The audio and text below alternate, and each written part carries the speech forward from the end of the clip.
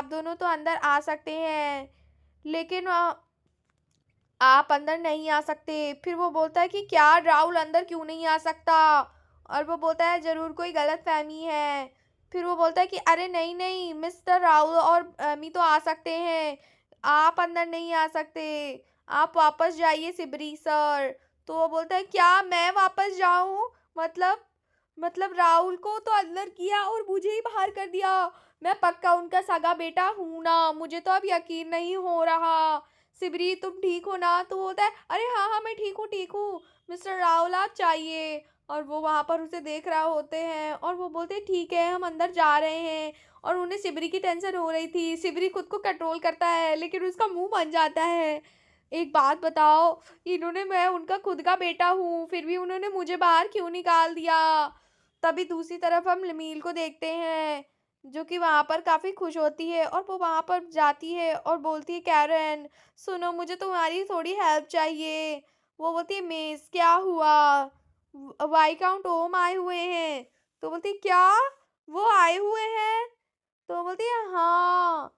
आपको भूल गया क्या? वो कल का रात से यहाँ पर आए हुए हैं। माय लेडी आप सच में बहुत ज्यादा भुलक्कड़ हो गई हैं। तो बोलती है अरे नहीं नहीं मैं भूली नहीं थी, मैं अभी जाती हूँ। कैरल कहती है ठीक है अब आप जाइए। लमील कहती है सुनो मुझे थोड़ा सा तुमसे बात भी करनी है बाद में, अभी के लिए मैं जा रही हूँ। और फिर वो वहां पे दिखाया जाता है गेस्ट रूम का सीन जहाँ पर बहुत सारी बुक्स और बहुत सारी चीजें पड़ी हुई थी, जहाँ पर हम देख सकते हैं कि वाइकाउंट ओम कहता है कि कोई बात नहीं वैसे भी मुझे कोई दिक्कत नहीं हुई। फिर वो वहाँ पर बोलता है कि आप कैसी हैं मिस लमील? तो लमील बोलती है मैं तो ठीक हूँ वाइकाउंट ओम मुझे माफ़ कीजिएगा मैं देर कर दी। तो बोलती है ये सारे डॉक्यूमेंट्स कैसे हैं? तो ओम कहता वाइकाउंट कहता है कि ऐसा कुछ नहीं है ये बहुत ही ज़्यादा मस्त डॉक्यूमेंट्स हैं, मैंने अभी तैयार किया है। यहाँ पर काफ़ी सारे मैप्स और बहुत सी चीज़ें थी, मुझे तो यहाँ बिल्कुल भी बोर नहीं लगा। यहाँ पर बहुत सारी अच्छी-अच्छी चीज़ें थी, जिनको देखकर तो मुझे बहुत अच्छा लगा। मुझे बस एक मैजिक स्टोन की ज़रूरत है, जिसकी वज़ह से सारी चीज़ें आसान हो जाएँगी। फिर वो बोलता है मैजिक स्टोन ये तो काफ़ी आसान है। वो बोलता है कि अरे ये तो बहुत ज़्यादा आपको मैजिक स्टोन चाहिए? तो बोलती है हाँ, अगर हमें मिस्टर राहुल को सही करना है तो हमें मैजिक स्टोन की ज़रूरत होगी। फिर वो बोलती है कि मैजिक स्टोन यहाँ पर मिल जाए तो काफ़ी ज़्यादा अच्छी बात होगी। तो वो बोलता है क्या आपको बस मैजिक स्टोन चाहिए? ठीक है, मुझे पास बहुत सारे होंगे क्योंकि हमारी ही फैमिली यहाँ पर मैजिक स्टोन सप्लाई करती है। वैसे भी पूरे वो बोलते हैं कि यहाँ पर मिलेंगे? तो बोलती है अरे हमारे पास पूरे खदान के खदान हैं और हम ही सप्लाई करते हैं जैसा कि मैंने आपको पहले बताया। और वो बोलती है कि जितने भी मैजिक स्टोन चाहिए आप ले सकते हैं, मैं वेयर हाउस से अभी ही 2-3 उठा लाती हूँ। बोलती है क्या यहाँ पर इतने सारे मैजिक स्टोन हैं? वो बोलते हैं कि अरे बाप रे वहाँ पर तो मैजिक स्टोन बहुत ही ज़्यादा रेयर थे और वहाँ पर तो इनका मिलना बहुत ही ज़्यादा मुश्किल था। तभी वो बोलती है क्या ये इतने ज़्यादा डिमांड में थे? ओह! शायद ये कोई नया ट्रेंड होगा, यहाँ पर तो ये आराम से मिल जाएँगे, आप चिंता मत करिए। वहाँ पर रमेल कहती है कि ठीक है, आपको जैसा भी चाहिए हो, जो भी चाहिए हो, आप तुरंत वो पर बोलती है कि आप ये सील ले लीजिए, इससे आपको चीज़ें फ्री में मिल जाएँगी। तो वो बोलती है कि असल में ये सील हमारे फैमिली की है, जिसके थ्रू आपको सब फ्री में मिल सकता है। और ये यहाँ पर अगर आप किसी को भी ये दिखाएँगे, तो ये आपको सारी चीज़ें फ्री में मिल जाएँगी। तो वाइकॉन्ट हैरान हो जाता है, बोलता है वाओ! योर मैजेस्टी आप कमाल की हैं। और हीरोइन बोलती है नहीं, नहीं ऐसा तो कुछ नहीं है, मैं तो राहुल के लिए है ना, तो वो तो मेरा हस्बैंड है और आप उसके लिए ही सब कर रहे हैं। वो एक डॉक्यूमेंट निकालते हैं मिस लमील, अगर आप इस नतीजे पे आई गए हैं तो मैं आपको कुछ दिखाना चाहती हूँ। वो डॉक्यूमेंट उसके सामने रख देता है, फिर वो बोलता है ये सब ये क्या है? तो ये बोलते हैं कि अगर आप राहुल को देख ही रहे हैं तो आपको इस बारे में पता होना चाहिए।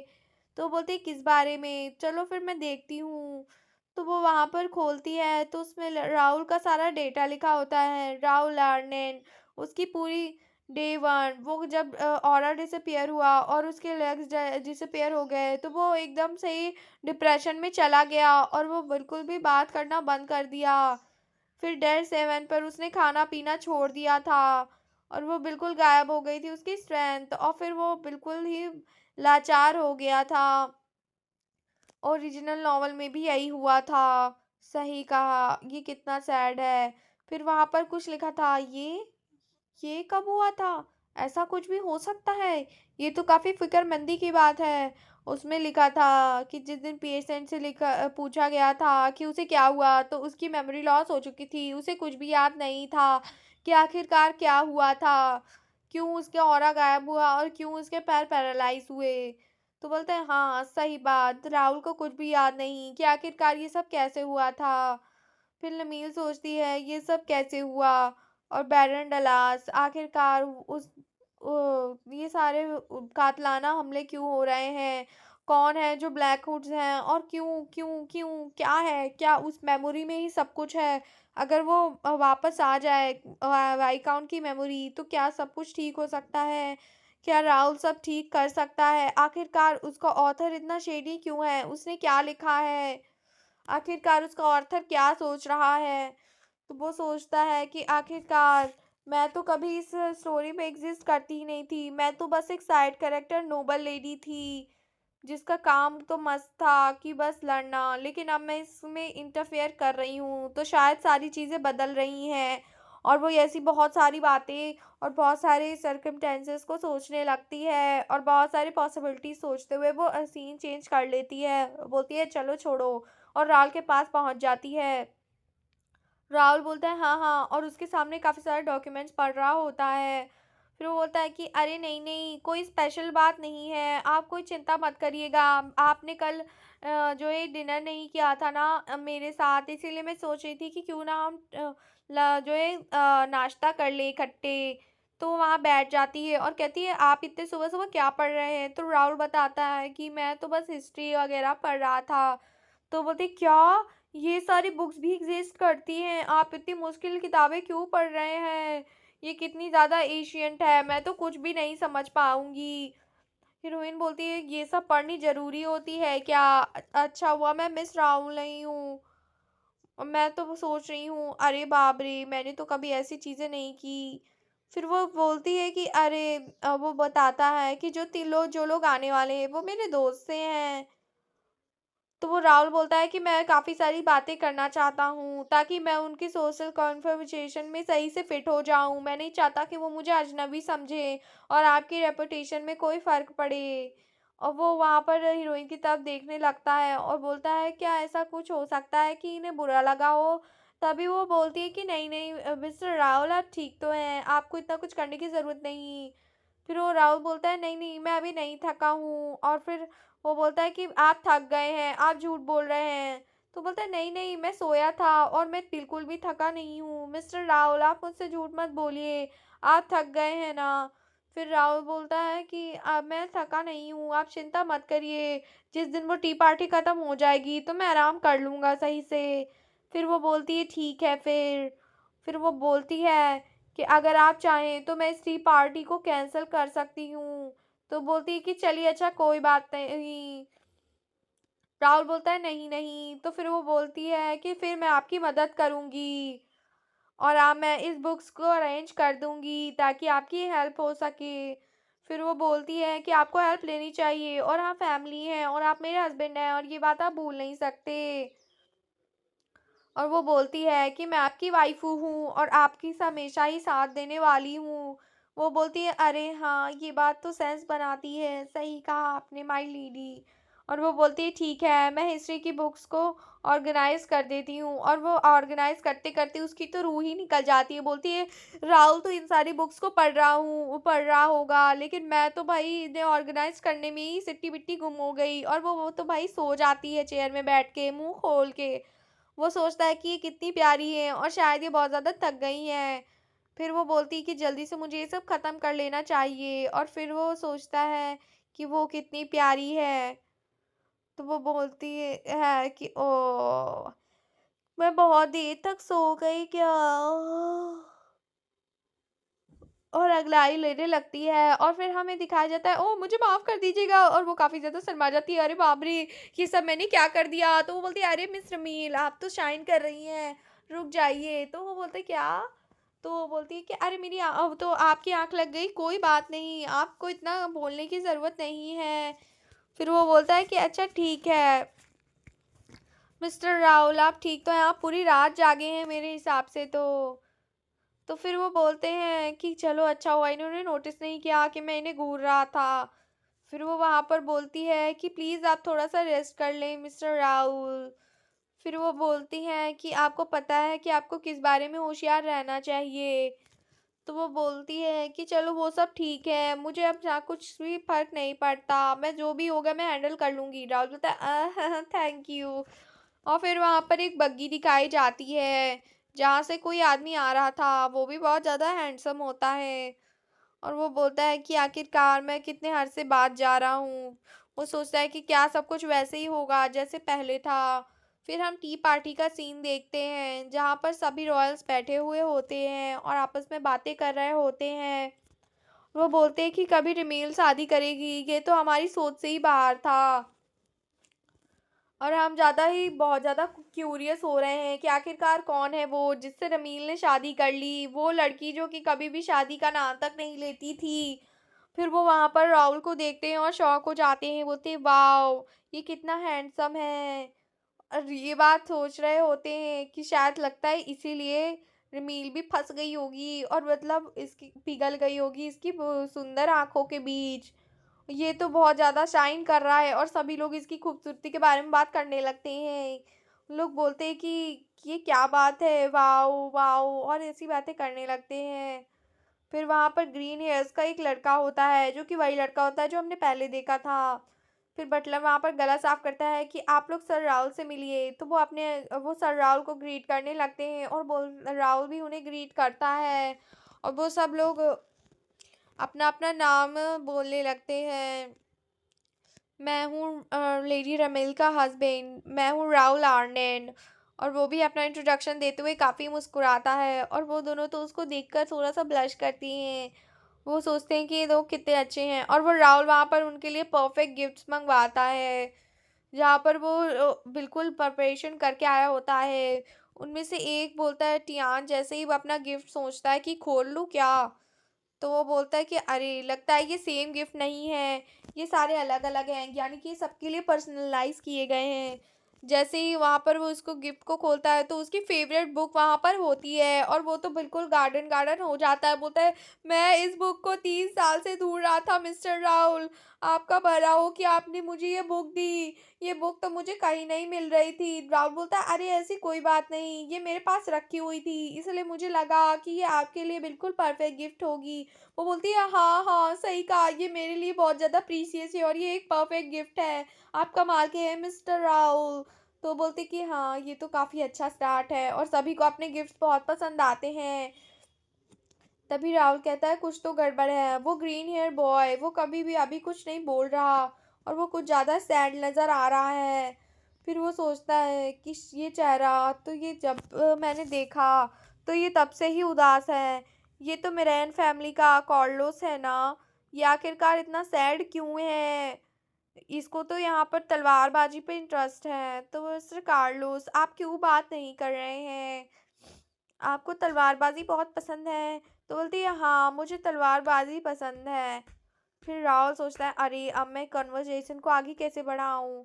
तो राहुल बोलता है कि आपको कोई मसला है क्या, क्या कोई दिक्कत हुई है? तो वो बोलता है कि नहीं नहीं ऐसा कुछ नहीं है और वो बोलता है कि मैं थोड़ी देर ताज़ा हवा के खा के आता हूँ। फिर वो बोलता है कि आखिरकार इसकी तबीयत ठीक नहीं थी और राहुल सोचने लगता है।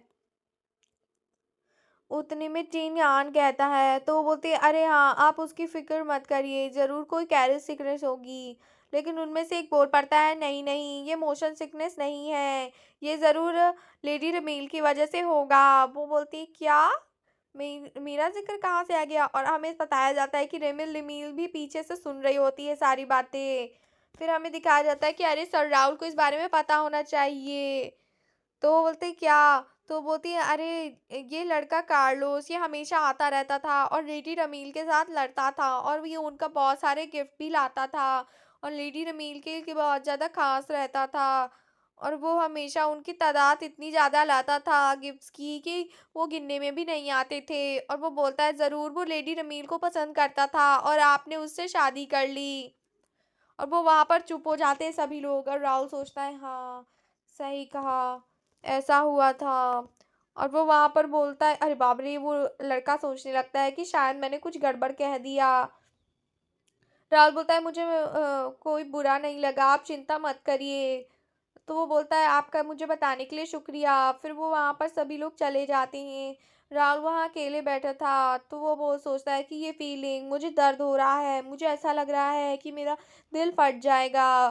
फिर वो बोलता है कि आखिरकार ये कैसी फीलिंग है। वो सोचता है कि क्या कार्लोस उसके लिए परफेक्ट पार्टनर हो सकता है, वो तो कितना हैंडसम है और तलवारबाजी में भी अच्छा है और बिल्कुल से ही लेडी रिमील जैसा है। और जैसे लेडी रिमील भी बहुत ज़्यादा तलवारबाजी में अच्छी है।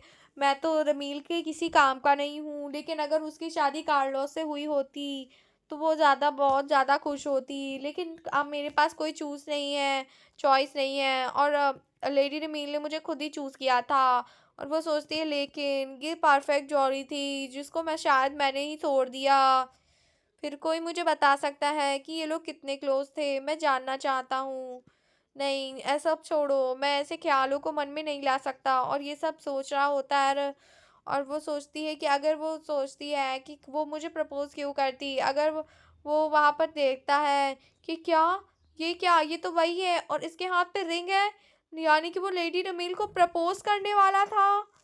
वो बहुत ज़्यादा सैड हो जाता है और राहुल सोचने लगता है कि शायद पहले इन दोनों का भविष्य बदल दिया है, ये सारी मेरी गलती है। और वो बहुत ज़्यादा सैड हो जाता है, उसके दिल में तो जैसे छुरियां चढ़ जाती हैं।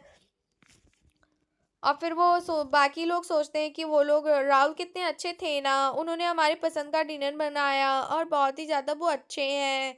और वो टियान बोलता है कि एक तो तुम कितने बुद्धू हो, तुम्हें उस बात के बारे में मेंशन नहीं करना चाहिए था।